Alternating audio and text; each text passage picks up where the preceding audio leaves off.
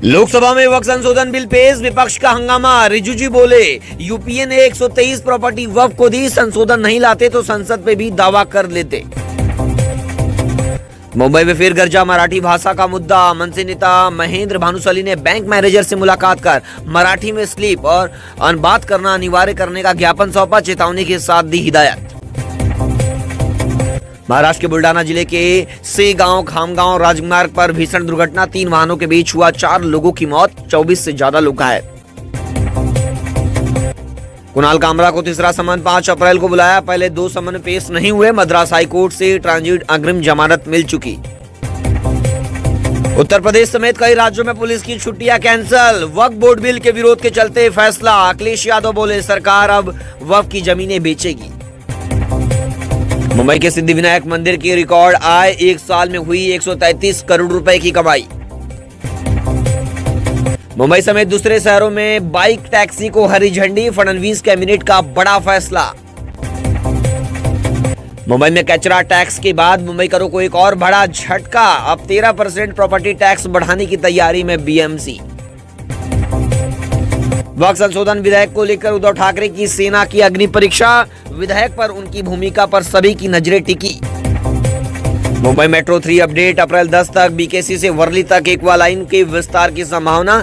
धारावी और सिद्धिविनायक मंदिर को जोड़ते हुए ट्रैफिक में मिलेगी बड़ी राहत, सफर होगा तेज और सुगम। मुंबई लोकल में सख्ती, नए वित्तीय वर्ष में टिकट इंस्पेक्टर धनंजय यादव ने सेंट्रल रेलवे रूट पर बिना टिकट यात्रियों से 61,755 रुपए जुर्माना वसूला, सेंट्रल रेलवे ने की घोषणा। केंद्र सरकार ने पेश किया वक्फ बोर्ड संशोधन विधेयक, निरुपम बोले, बिल के पक्ष में हैं उद्धव ठाकरे के सांसद, लोकसभा के बाद राज्यसभा में पेश होगा वक्फ विधेयक।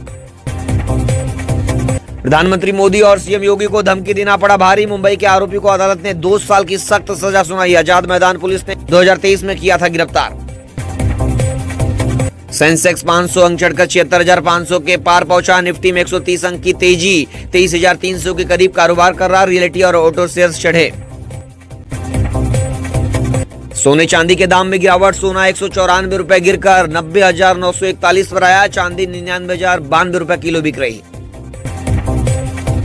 जनता को अप्रैल फूल बना रही ये सरकार, कचरा टैक्स का करेंगे कड़ा विरोध। आदित्य ठाकरे कहा, कामरा से अच्छी कॉमेडी तो सत्तारूढ़ सरकार के लोग कर रहे हैं। राहुल गांधी बोले, मोदी सरकार आदिवासियों का हक बचाने में नाकाम, सुप्रीम कोर्ट ने केंद्र को जमीन के दावों की जांच के निर्देश दिए थे। 3 दिन में ही थिएटर में उतरने लगी सिकंदर, टिकट ना बिकने पर कई शोज कैंसिल। मोहनलाल की L2, एम्पुरान और डिप्लोमेट जैसी फिल्मों से रिप्लेस हुई।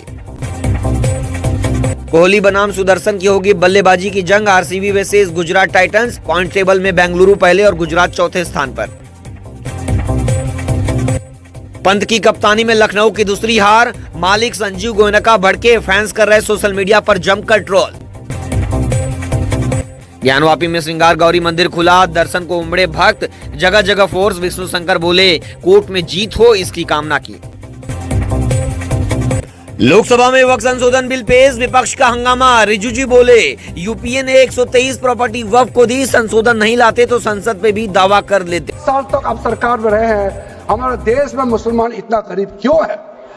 जब दुनिया का सबसे ज्यादा वक्फ प्रॉपर्टी हमारे देश में है, तो हमारे गरीब मुसलमानों का पढ़ाई के लिए, मेडिकल ट्रीटमेंट के लिए, स्किलिंग के लिए, इनकम जनरेशन के लिए क्यों काम नहीं हुआ आज तक बताइए?